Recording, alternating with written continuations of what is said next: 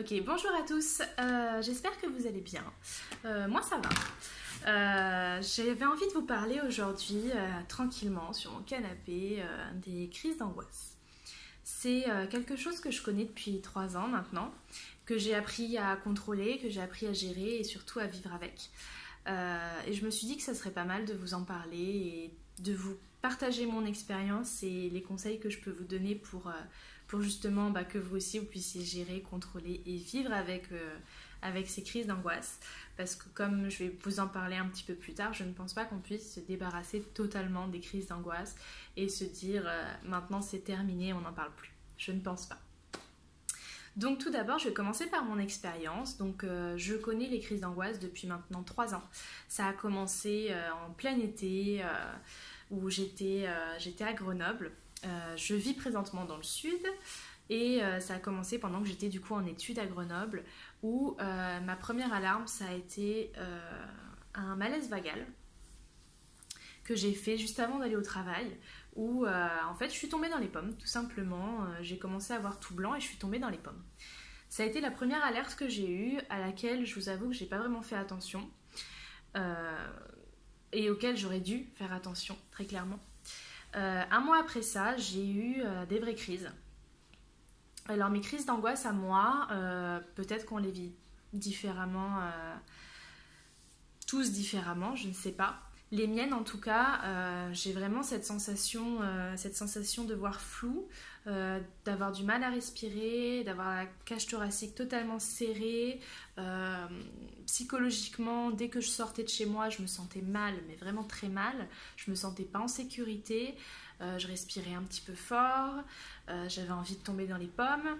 Et je me sentais tout simplement pas bien. Et en plus de ça, j'avais l'impression que souvent les médecins nous disent qu'on a la sensation qu'on va mourir. Et c'est vraiment ça, moi, que je ressens. C'est cette sensation de mourir. Il fait hyper chaud, excusez-moi. Ça a commencé du coup en août 2015, 2016, 2017. En août 2016 En août de... Non, 2015, c'est ça.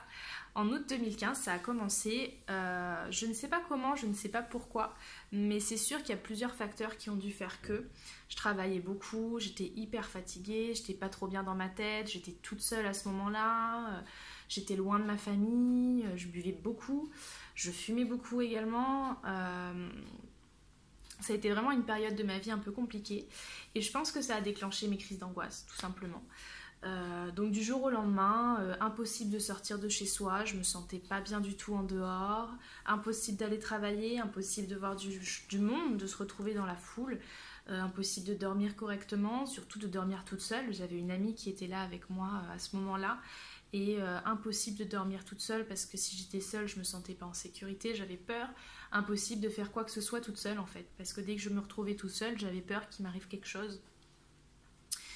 Tout était conditionné par mon cerveau et ça l'est encore. Les crises d'angoisse, c'est purement... Enfin, je sais pas pour tout le monde, mais pour moi en tout cas, c'est purement psychologique. C'est vraiment... ça arrive comme ça, d'un claquement de doigts, on sait pas pourquoi et on se rend pas bien compte. Au début, c'était très dur à gérer pour moi et puis le temps a passé et j'ai réussi à comprendre et à gérer ça. Et c'est ce que je voudrais vous expliquer et vous communiquer aujourd'hui parce que je sais que c'est très dur d'être dans cette situation. Et que quand on la vit, c'est vraiment pas quelque chose de simple et que ça fait très peur. Donc du coup, suite à ça, je suis retournée dans le sud. Ma maman est venue me chercher parce que du coup, impossible de prendre un covoiturage pour redescendre dans le sud, même si c'était pas moi qui conduisais, c'était impossible. Donc du coup, c'est ma maman qui est venue me chercher. J'ai pas travaillé pendant 2 mois après ça. Et quand j'ai repris le travail, ça a été très dur pour moi. Je recommençais à avoir flou, je recommençais à faire des semi-crises on va dire et puis j'ai appris à contrôler ça parce que je me suis dit que je pouvais pas vivre comme ça, je pouvais pas vivre enfermée chez moi, cloisonnée entre 4 murs avec tout le temps quelqu'un à côté de moi pour vérifier que je sois bien en vie, c'était pas possible. Donc j'ai été voir un médecin qui m'a donné tout d'abord des médicaments que j'ai pas pris, j'ai pris pendant 3 jours et puis je me sentais tellement légume que j'ai arrêté d'en prendre tout simplement. Ce que j'ai remarqué avec les médicaments dans mon cas, c'est que ça cachait le problème plus que ce que ça ne résolvait. Enfin bon, ça cachait le problème, mais il était toujours là, en fait. Il était toujours caché derrière les médicaments. Les médicaments me servaient beaucoup à me déstresser, à me détendre, mais du coup, je dormais toute la journée, puis j'étais un peu un légume, quoi. Donc, je me suis dit que c'était pas possible, que je pouvais pas continuer comme ça. Et puis, après, je me suis dit que j'allais aller voir une psychologue, parce que je me suis dit, ça se trouve, c'est par rapport à mon enfance, il y a des trucs que je sais pas, que j'ai pas assimilé, que j'ai oublié, que je sais pas, un gros facteur qui a fait que, tiens, d'un coup, je me sente aussi mal, parce que souvent, c'est lié quand même à l'enfance. Elle m'a pas trop aidée là-dessus. Par contre, elle m'a aidée à faire des exercices de respiration et un petit peu de sophrologie pour m'aider à me détendre et à me déstresser. Il faut savoir qu'on est quand même vraiment beaucoup à faire des crises d'angoisse dues au stress du coup, parce que c'est beaucoup dû au stress, que ça fait ressurgir des trucs qu'on n'a soupçonné même pas. On est vraiment beaucoup comme ça et c'est très très peu étudié, je trouve. Si vous trouvez vraiment des études poussées là-dessus, je vous invite à les laisser en commentaire parce que moi je trouve vraiment que les médecins ne sont pas du tout aguerris sur le sujet et prennent ça comme... ils prennent pas ça comme vraiment une maladie, alors que moi je considère pas que ça soit vraiment une maladie à proprement parler, parce qu'on peut s'en sortir et... on peut pas le résoudre avec des médicaments, mais je pense que psychologiquement on pourrait le résoudre quand même si ils étaient un petit peu plus aguerris là-dessus. Enfin bon, ce n'est que mon point de vue, il n'y a pas de souci. Mais du coup, elle m'a donné des exercices de respiration à faire. Par exemple, le fait d'inspirer pendant 4 secondes. Donc, on bloque pendant 4 secondes et on expire pendant 4 secondes. Là, je le fais de façon très grossière pour vous montrer, mais c'est quelque chose qu'on peut faire vraiment en public sans que personne ne s'en rende compte et qui va vraiment nous détendre parce que ça va diminuer le rythme cardiaque et c'est ça qui aussi accélère la crise.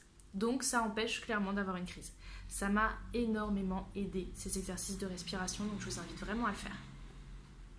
Autre chose qui m'a vraiment aidée, surtout quand je suis en public, parce qu'il faut savoir que du coup, qui dit crise d'angoisse, qui dit stressé, dit on a du mal à être en public et on se sent en danger, on ne se sent pas du tout en sécurité. Notre cerveau se met tout de suite en mode défense. J'ai appris à me distraire l'esprit en regardant une vidéo, en regardant un mur où il y avait marqué des choses dessus, en lisant le menu, en peu importe, en distrayant l'esprit pour qu'il justement passe outre ce danger-là qu'il imagine. Parce que clairement, ce que le médecin m'a expliqué et ce que j'ai pu voir moi aussi, c'est qu'en fait, notre esprit s'imagine un danger invisible qui n'existe pas, mais il se réfugie dans la crise d'angoisse pour te dire « Oh, t'es en danger, il y a quand même beaucoup de monde là autour de toi, t'es quand même en galère, meuf. Rentre chez toi là parce que franchement moi je me chie quoi, j'ai peur. » Donc il invente un danger ce con. Et le problème c'est que du coup ça nous pourrit la vie, ça nous gâche la vie et donc du coup il faut distraire le cerveau, un peu comme un enfant qui veut absolument un jouet et puis qu'on va essayer de distraire pour qu'il oublie ce jouet vite le temps qu'on parte.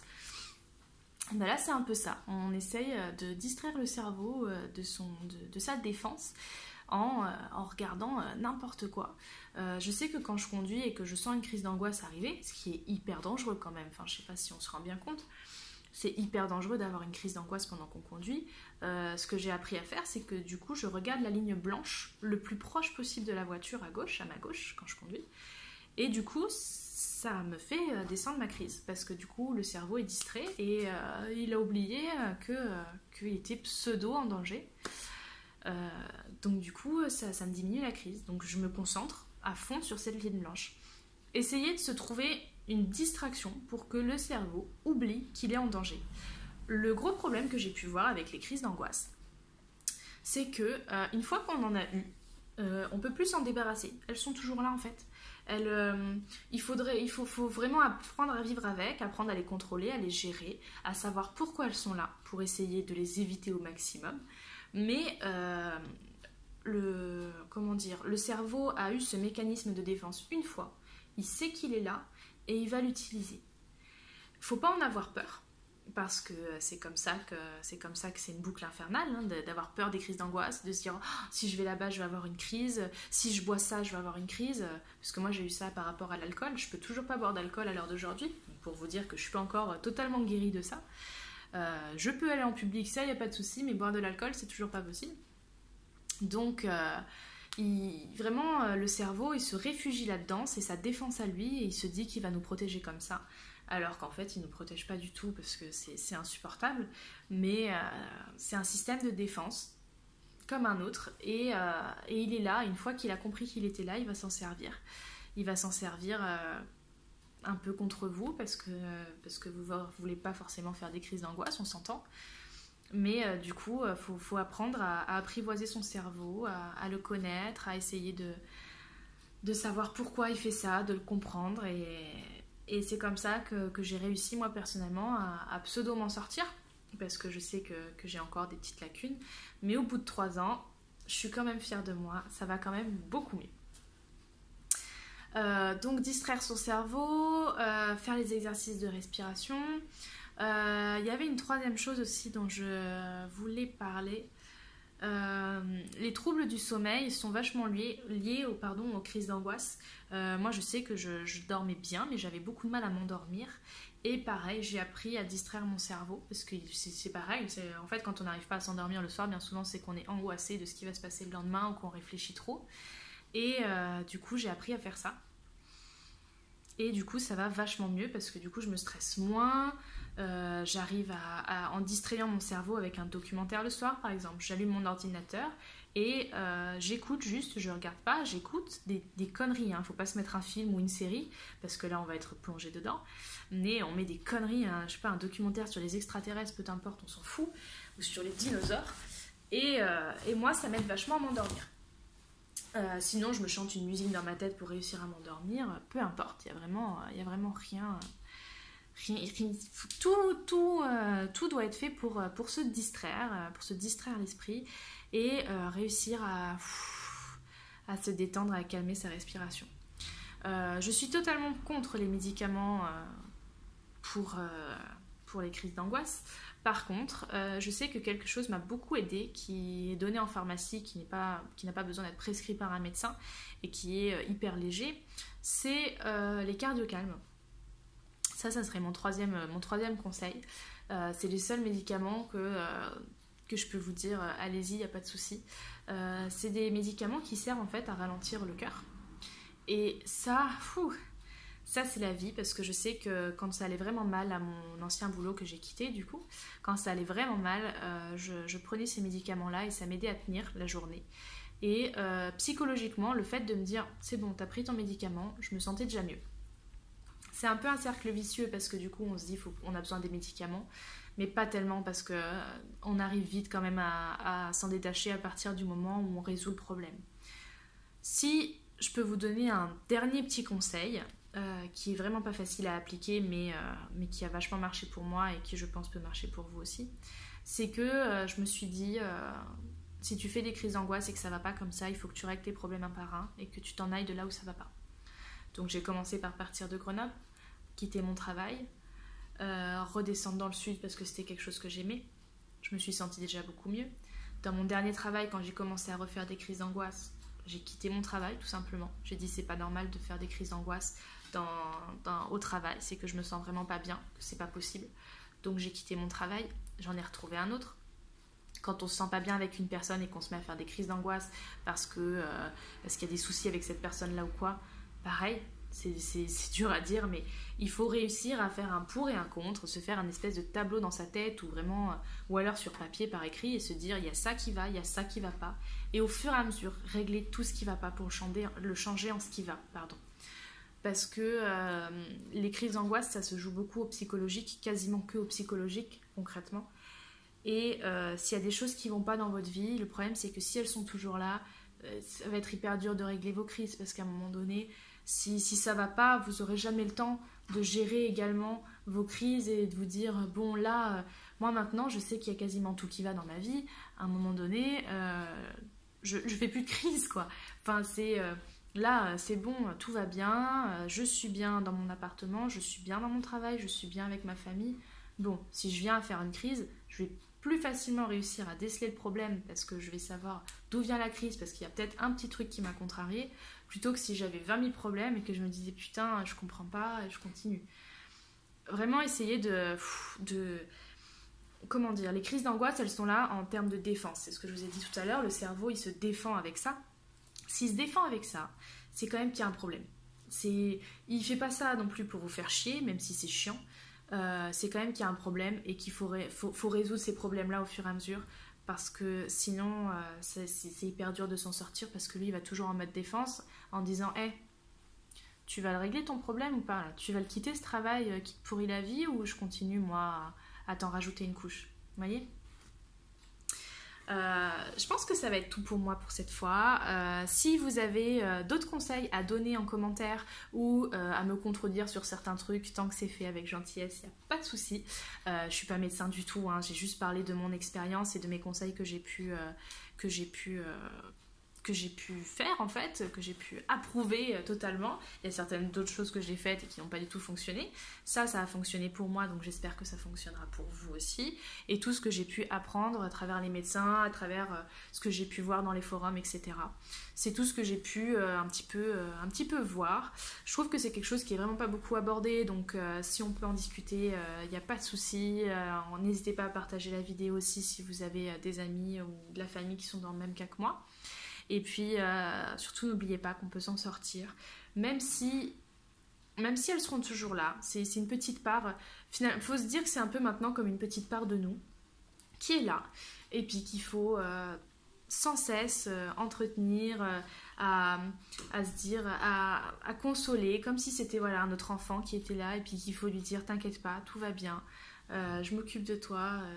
Ça va aller, t'inquiète pas petit cerveau, tout va bien se passer dans ta vie, il n'y a pas de souci.